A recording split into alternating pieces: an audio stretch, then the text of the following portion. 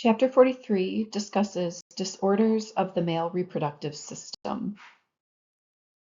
We're going to start by discussing the components involved in a normal erection. This will inform some of the discussion that we have regarding things like erectile dysfunction as well as priapism. So there is both autonomic and somatic nervous system involvement in this process. Those two nervous systems actually converge to form the cavernous nerves that innervate the penis.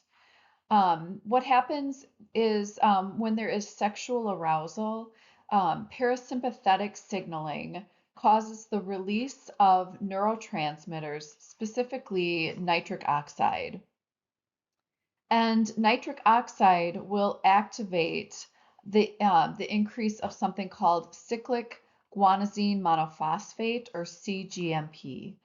And that component will relax the trabecular smooth muscle within the corpora cavernosa of the penis.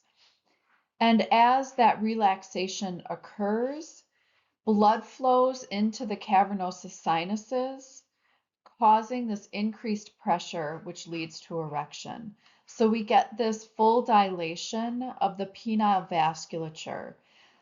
Increased blood flow occurs, and as that kind of pressure increases and blood kind of fills up the area, it blocks any resultant outflow of blood through the venous system. So there's just kind of this overall compression that keeps that blood in place and maintains that erection. So during that time, kind of all blood flow in and out really stops. Then what we have is sympathetic nervous system involvement, and that is responsible for things like ejaculation and detumescence. Detumescence is the loss of erection. And that happens through the cessation of that neurotransmitter release, so cessation of the release of things like nitric oxide, and then further breakdown of CGMP, and now contraction of the smooth muscles. And when that smooth muscle contracts, it subsequently opens up the veins that start to release the trapped blood, returning the flaccidity to the penis. Erectile dysfunction is the persistent inability to achieve and maintain an erection sufficient to permit satisfactory sexual intercourse. So ED affects approximately 30 million males between the ages of 40 to 70 in the US. ED has physical etiology for most men, and the most common cause involves issues with blood flow, either to or from the penis. So blood flow or vascular problems are the number one cause, really, of ED. There are also psychogenic causes of ED, so things like overall performance anxiety, strained relationships with sexual partners, depression, psychotic disorders like schizophrenia. And the other part of psychogenic causes are there are many treatments for some of these psychological disorders, treatments for things like anxiety or depression that further exacerbate ED in some of these patients. So in addition to psychogenic causes, there are also many organic causes of ED. One is neurogenic, where there's neurological or nerve influence on the inability to develop an erection. So some common ones are things like Parkinson's disease, multiple sclerosis, strokes, cerebral traumas, spinal cord injury, and nerve injury. We'll discuss spinal cord injury a bit more in depth later in the semester, but essentially the amount of ED associated with spinal cord injury really hinges on the level and severity of that injury itself.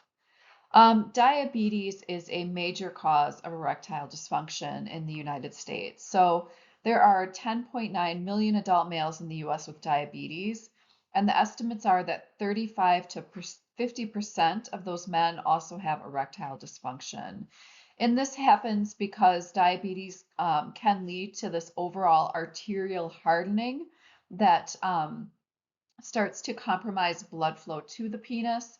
And it can also cause things like peripheral neuropathy, which can become a neurogenic cause of erectile dysfunction. There are quite a few hormonal causes of erectile dysfunction as well, things like hypogonadism. So there is a significant action of testosterone to regulate the cavernosal nerve structures and functions, also the release and synthesis of nitric oxides, and the movement or the function of the corporal smooth muscle cells to grow and differentiate appropriately. So without proper gonad development and that subsequent release of testosterone, there can be many reasons why erectile dysfunction would be the result. Also, something called hyperprolactinemia. The hormone prolactin inhibits the release of gonadotropin releasing hormone from the hypothalamus, so that can lead to hypogonadism and all the things that we just kind of discussed. And another one is thyroid disease. Thyroid disease also is a cause of erectile dysfunction. Other organic causes, the big cause that we've already mentioned is vascular causes. So one of the most common ones is hypertension. So hypertension, function is in hypertension, erectile function is impaired because of arterial lesions that develop because of that chronic hypertension. That chronic high pressure in the arterial system starts to narrow the vessel lumen. We call that stenosis, and that leads to lack of blood flow, which is necessary for appropriate erection. We can also get focal stenosis of the penile artery, and that usually occurs in men who have maybe sustained some kind of blunt pelvic or perineal trauma. We sometimes call this a bicycling injury. That's a common group that might sustain this penile artery stenosis from trauma. And there are also veno-occlusive dysfunctions. And in some men, that kind of necessary process where the venous output from the penis gets occluded is sometimes not fully happening, meaning there's not full occlusion of those veins. And if occlusion is not complete, we get this kind of outflow of blood from the penis, which makes it difficult to really maintain that erection. There are also a lot of drug-induced causes of erectile dysfunction. So when we get to things like history and physical taking with ED, it's really important to do a good, thorough medication history. So things like antidepressants and antipsychotics, as we kind of already mentioned, many chemotherapies because of their damage to things like nerves and blood vessels. Antihypertensives can also cause ED. Cigarette smoking, as well as alcohol use, can lead to erectile dysfunction. And another common cause of ED is aging. There is a significant increase in the incidence of ED as men age. There are many pathological processes that contribute to this. The incidence of things like diabetes, hyperlipidemia, vascular disease are much higher as we age. We also see more things like long-term effects of cigarette smoking. These are more common in older men. There is also an age-related testosterone decline. We call that andropause. That may also play a role in increased erectile dysfunction. So remember, most erectile dysfunction has a physical cause, and these physical causes usually involve blood flow to and from the penis.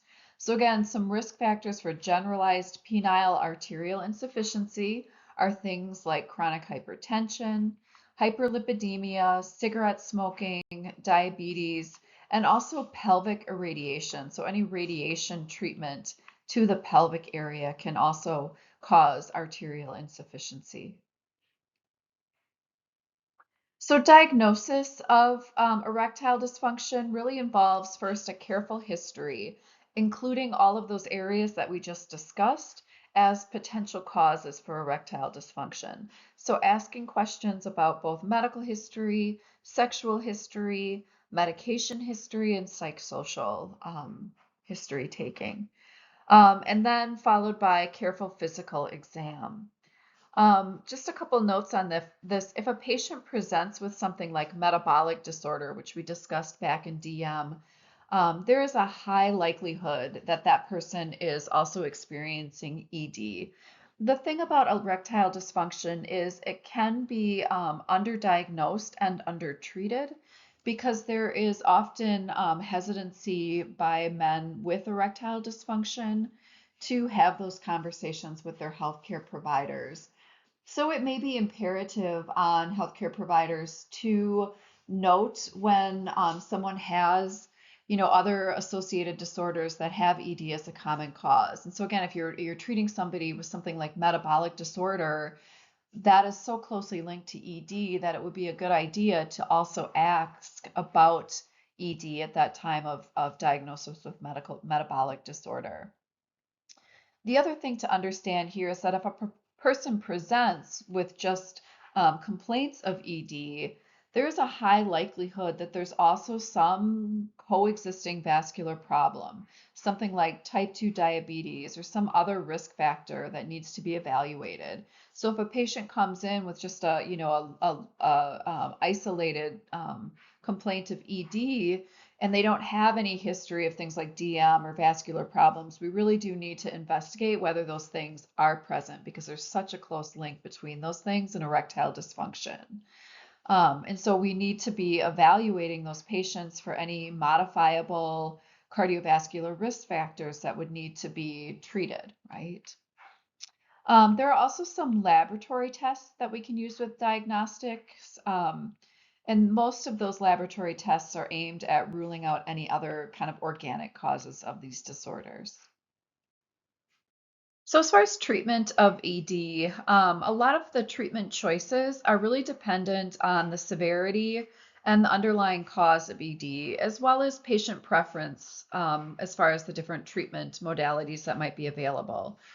Even though we talked about, there are several psychogenic and there are many organic causes of ED, they usually actually combine in causing ED. So the cause is often a combination of psychogenic and organic reasons. And so treatment of ED really needs to be holistic and combine physical and psychological therapies.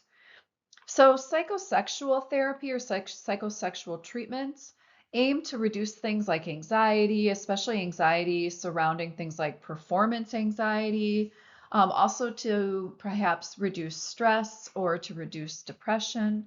And psychosexual treatments can take the form of maybe sex education or strategies to improve partner communication, sometimes cognitive behavioral therapy. And usually, when we're employing psychosexual therapies, we're combining those with medication treatments as well. They usually have good short-term results, but it can be difficult to sustain results over the long term with psychosexual therapies. Physical exercise tends to be the most effective lifestyle modification. So encouraging someone with ED to engage in either an increase or starting a physical exercise program can be very helpful. Most people with ED, though, respond really well to oral pharmacological interventions. You guys will most likely discuss these in pharmacology if you haven't done so already, but things like phosphodiesterase 5 inhibitors are a very common treatment. They inhibit PDE5, and that increases the availability of CGMP, which leads to that smooth muscle relaxation, overall vasodilation, and increased corporeal blood flow and erection. You guys will hear about this in pharm, but I'll mention it here as well. It is really important to avoid the concurrent use of PDE5 inhibitors and nitrates. And so remember, we said that one of the most common causes of organic ED is of vascular problems. And so many men with things like ischemic heart disease might be on nitrates to treat things like angina or chest pain. And so we have to be really careful when we're prescribing PDE5 inhibitors that we're also checking the chart and asking patients if they have prescriptions to nitrates, because the use of the two together is contraindicated. What happens when those two things are used together is that we get this just profound hypotension because CGMP um, uh, um, interacts with nitric oxide, we get this large increase in overall vasodilation. Other treatments are things like androgen replacement, so things like testosterone replacement might be helpful. We can also use intercavernous drug therapy, so things like alpha adrenergic agents that are injected directly into the cavernosa. There are also some vacuum constriction devices. And a final line of treatment, if other less invasive therapies fail, might be surgical treatments. So these are things like inflatable penile implants or surgeries that are used to treat any kind of vascular issues that are leading to low blood flow.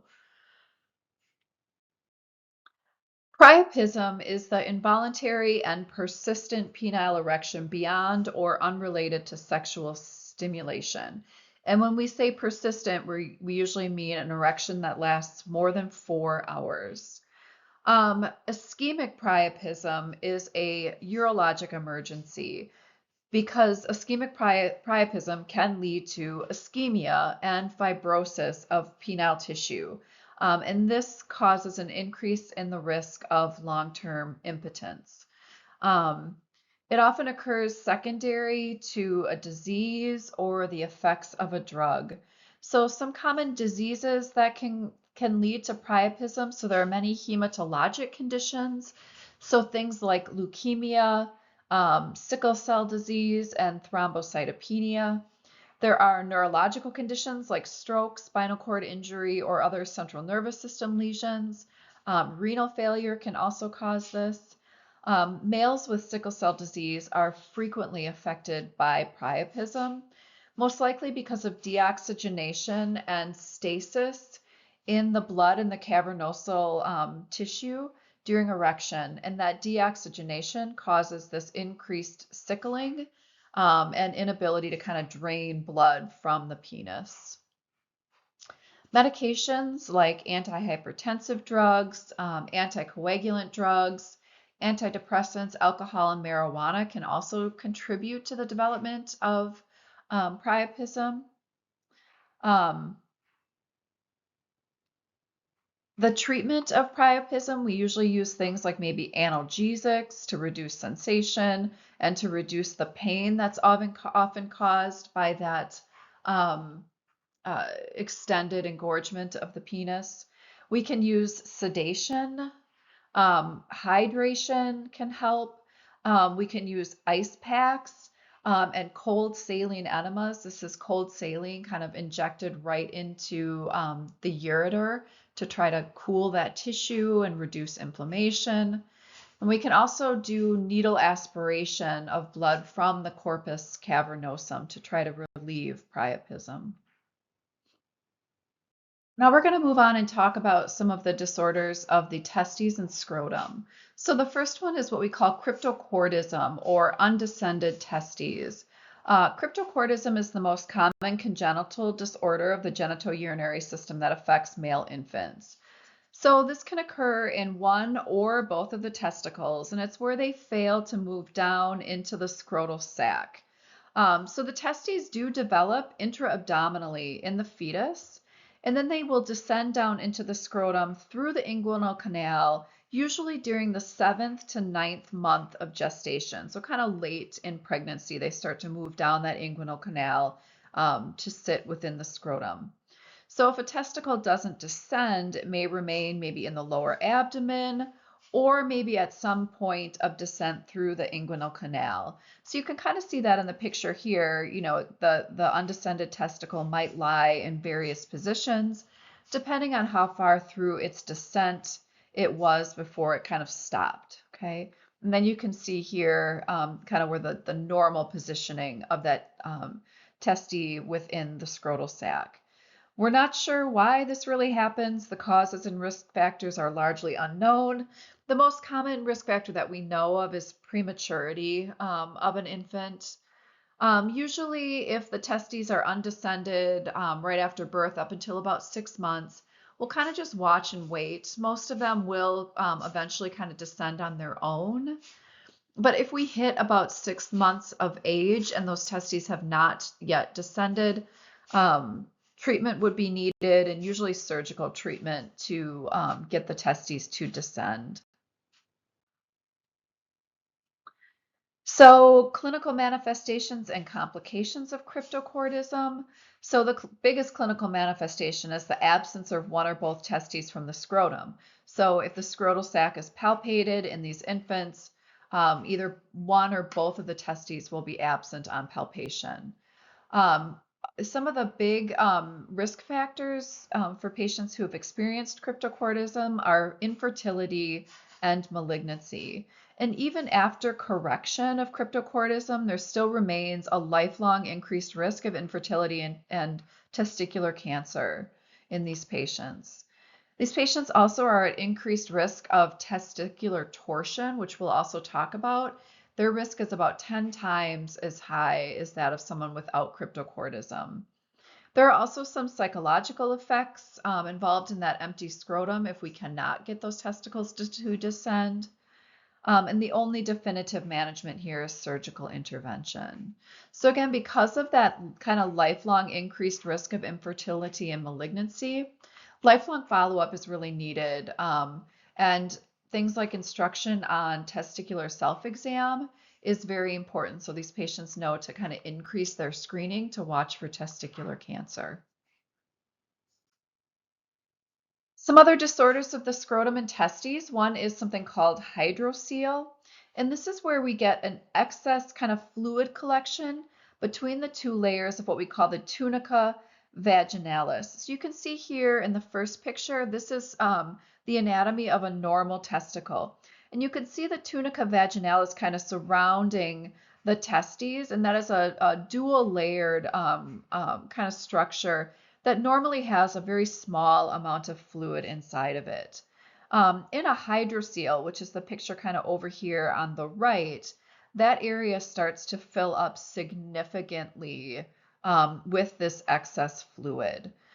So management of a hydrocele, if this is occurring within the first maybe 1 or 2 years of life, we really just kind of observe. Most of those cases of hydrocele early on tend to resolve themselves on their own. If they don't resolve within kind of the first 1 to 2 years, they may need surgical repair to remove the fluid and also to kind of close off whatever kind of opening or structural issue is causing this increased fluid. Acute hydrocele can also happen, usually after things like local injury. It can happen with things like testicular torsion or any like inflammatory diseases of the epididymis or of the testes themselves. So things like epididymitis or orchitis. You can also get a hydrocele with sexually transmitted diseases like gonorrhea. It can happen if lymph nodes in the area become obstructed, or it can happen if there are testicular tumors growing. A chronic hydrocele is much more common though than acute hydroceles. And this is where we get fluid collecting around the testes that results in kind of this just gradually growing mass. If a hydrocele develops in a young man with no apparent cause, we should be looking for causes like cancer or infection as the reason for that hydrocele. So again, hydrocele is often kind of an indication of another underlying health condition causing it. In adult males, hydrocele is usually asymptomatic and they may not even need treatment for that as it occurs. We also have something called a varicele, and a varicele is a varicosity in the network of veins that supply the testes. And so that's kind of the middle picture here. And you can see this kind of venous vasculature, which as compared to the normal vasculature you see on the left, has kind of all these outpouchings or dilations. And those are the varicosities that we see in a variocele. These are often able to be palpated. Sometimes it feels like what we call kind of a bag of worms, where you can kind of feel all these little varioceles within the scrotal sac. These rarely develop before puberty, um, but if they persist, if we have persistent varioceles, they can cause damage to the elastic fibers and they can cause hypertrophy of the vein walls in that area. And this can lead to poor sperm concentration and poor sperm motility. So there is a connection between varicosities or varioceles and infertility in men. The next thing we'll talk about is testicular torsion, and this is when the spermatic cord twists around the testicular artery, compromising blood supply to the testes. So you can see that here where we have that spermatic cord in blue, and it is twisted and wrapped itself around the testicular artery, which supplies blood flow to the testes itself. This is often what we call a urologic emergency, because if there is a disruption of blood flow to the testes, the testicular viability is significantly reduced after 6 hours from time of onset, meaning we can have tissue death and necrosis of the testes themselves if this isn't corrected relatively quickly. There are two types of testicular torsion. There's intravaginal and extravaginal torsion. Intravaginal torsion is by far the most common type, and it occurs most commonly in adolescent males, typically because of the increased kind of growth and weight of the testes through this time. Patients usually present in really severe distress within hours of onset, just kind of severe pain. They often have associated nausea, vomiting, and tachycardia. The affected testes will be large and tender, and that pain will radiate up into the kind of inguinal area. Again, this is a true surgical emergency, and early recognition and treatment are necessary to prevent necrosis and loss of the testes. Extravaginal torsion usually occurs in neonates. It may not be quite as much of an emergency with loss of blood flow that we see in intravaginal, and it's far less common. Two other diseases of the testes are hematocele and spermatocele. Hematocele is an accumulation of blood between the parietal and visceral layers of the tunica vaginalis. So this is very similar to a hydrocele, but instead of fluid, it is blood that's collected there. Because of the blood accumulation, the scrotum usually appears dark red or purplish in color. The most common cause of hematocele is abdominal surgery or trauma to the scrotum or potentially a testicular tumor. A spermatocele is a sperm-containing cyst that forms at the end of the epididymis. These rarely cause problems. Sometimes there's one isolated cyst, sometimes there's multiple cysts. They often just resolve on their own, but they're usually not problematic to the patient experiencing them. Now we'll talk about some of the malignancies of the scrotum and testicle. Scrotal cancer, just a few things to say about that. I'll just mention some of the really common causes of cancer of the scrotum. So exposure to things like tar, soot, and oils can cause scrotal cancer. Poor hygiene is also associated. Chronic inflammation and HPV or herpes papillomavirus infections. Testicular cancers are more common, and we'll talk about these a little bit more in depth. Almost all solid tumors of the testes are malignant. So anytime there's a tumor growing within the testes, they're almost always malignant. Very few cases of testicular tumors are benign. So testicular cancer etiologies and treatment. So there's an increased risk of testicular cancer with things like cryptocortism. There are also a lot of genetic factors. We find that there's a big hereditary influence with increased incidence in first degree relatives. And any disorder of testicular development that is diagnosed in a young person can lead to testicular cancer. So any patient with testicular development disorders would need kind of lifelong follow-up and um, instruction on testicular self-exam. So some of the ways that patients may discover testicular cancers or some of the clinical manifestations include things like testicular enlargement or this kind of overall feeling of scrotal heaviness.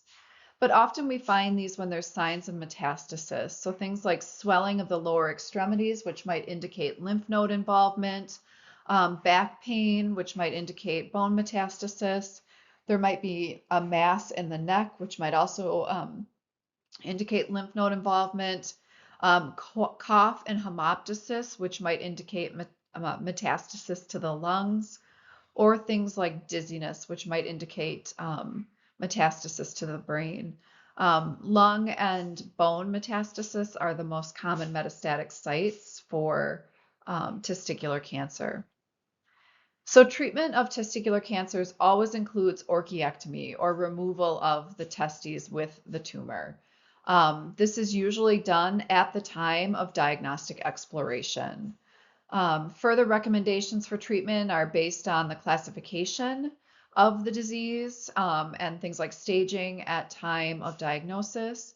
But testicular cancer is a cancer that actually responds very well to treatment. The overall survival rate of testicular cancer is very good. So some other notes about the classification for testicular cancers. A stage 1 tumor is really confined to the testes, the epididymis, or the spermatic cord.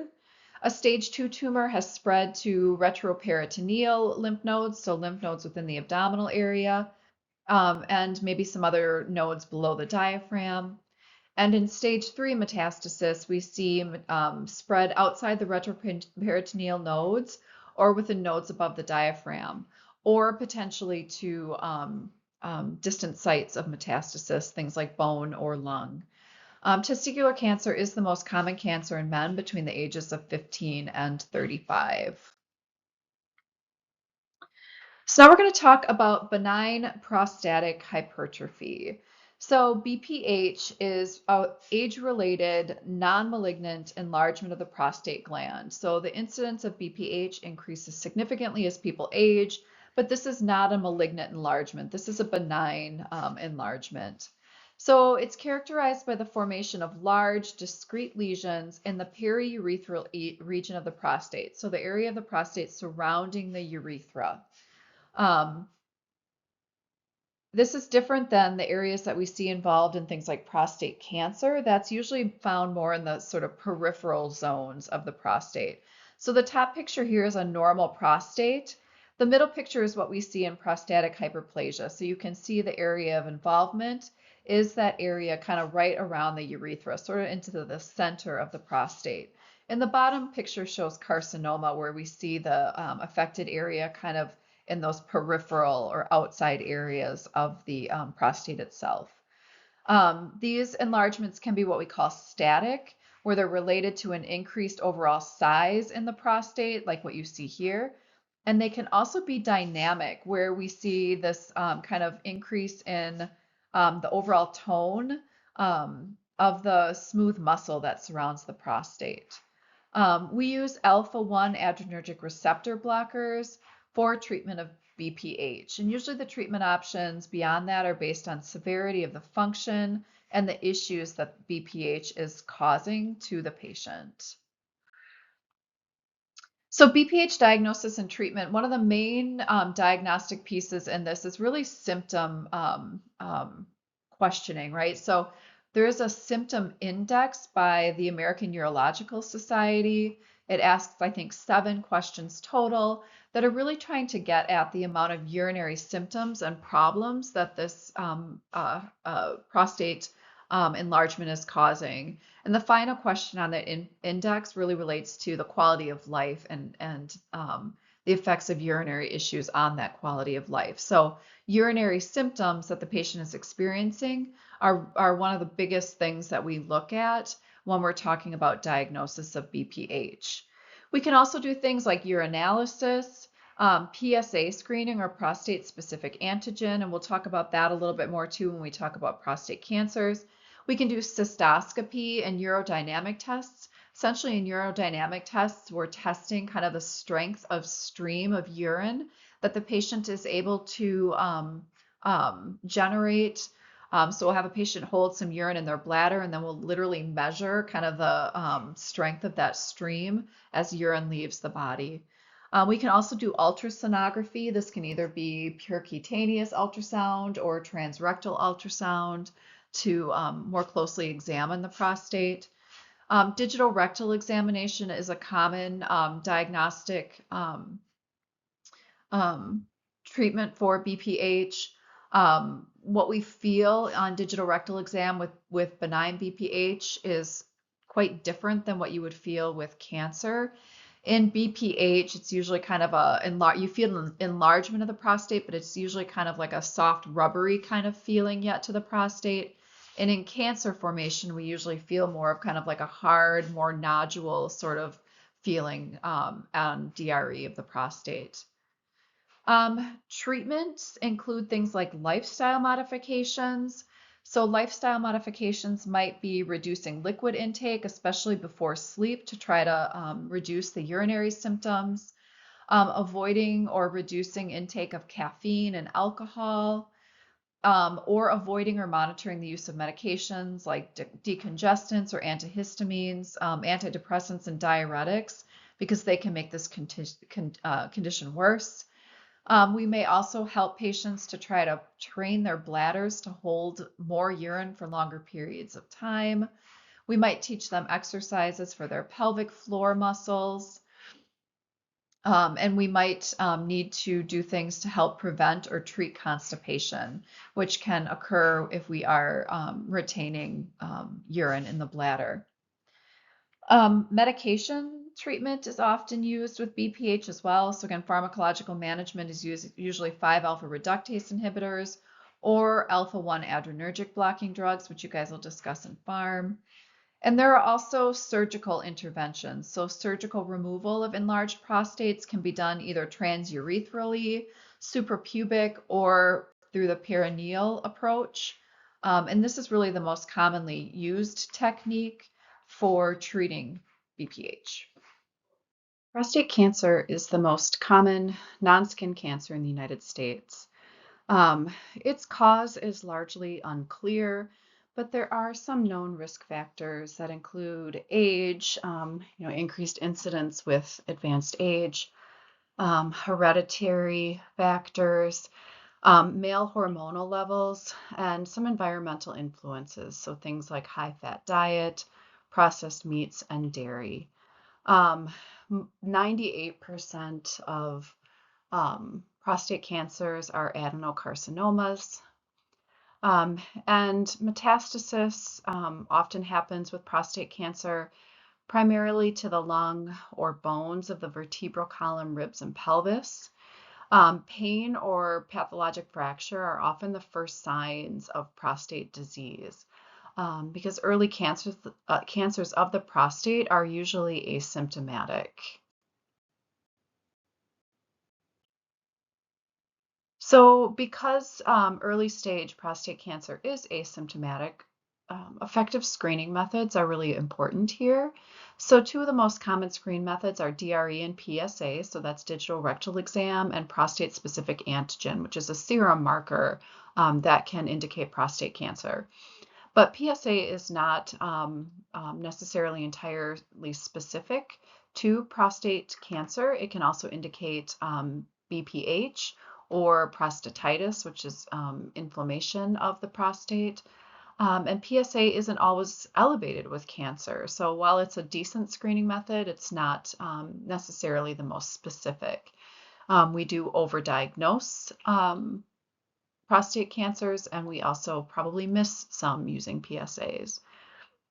But despite that, and because of the asymptomatic early nature of the disease, men over 50 are advised to have annual, that should say PSA and DRE screenings to check for the disease. So some diagnosis and treatment, or excuse me, diagnosis and staging. So diagnosis is usually through H&P, looking for different signs and symptoms related to prostate cancer, followed with verification via biopsy. Physical exam might include things like, of course, digital rectal exam and prostate check. We can also do radiologic exams of the bones looking for metastasis. We use the Gleason grading scale here. So T1 is asymptomatic and usually discovered on histologic exams. So things like blood testing indicators rather than the ability to like palpate the tumor present. T2, the tumor becomes palpable on digital rectal exam, but it's still confined to the prostate. T3 is extension beyond the prostate, and T4 involves adjacent structures. There's also considerations for lymph node and distant metastasis. So we use the letters N and M, for N for lymph node, M for metastasis. NX or MX means that those things cannot be assessed. N0 or M0 means that lymph node and metastasis is not present. And N1 or M1 means that lymph node involvement and metastasis are present. PSA is also helpful in staging and management. We use PSA to determine effectiveness of treatment. If treatment is effective, we should see decrease in PSA. And if it is ineffective, we'll see continuing increase in those PSA numbers. So treatment of prostate cancer, we can treat via surgery, radiation, hormonal manipulation. Radical prostatectomy is a common surgical procedure that involves the complete removal of the seminal vesicles, the prostate, the ampulla of the vas deferens. One of the big things with surgery is continued refinement of these techniques, trying to maintain continence in men. That's a significant long-term complication of these surgeries, is issues with continence. Radiation therapy is delivered with external radiation beams or sometimes transperineal implantation of radioisotopes can be done for radiation. Hormonal manipulation is using different techniques to deprive those tissues of androgens. We find androgens like testosterone bind to different receptors on prostate cancers and actually increase the growth of that cancer tissue. So androgen deprivation can help to slow the growth of prostate cancers. Chemotherapy in prostate cancer has very little effectiveness, so not really a first-line or very significant treatment here. And the final form of treatment is what we call expectant therapy. Many forms of prostate cancer are extremely slow growing and asymptomatic. And so especially for patients who maybe have significant, other chronic illnesses or who are at extreme advanced age, something else would probably cause their mortality before the prostate cancer would. So in those cases, we use what we call expectant therapy or watchful waiting, where we just don't treat the prostate cancer because the treatment can, decrease quality of life more than what we would see from prostate cancer itself.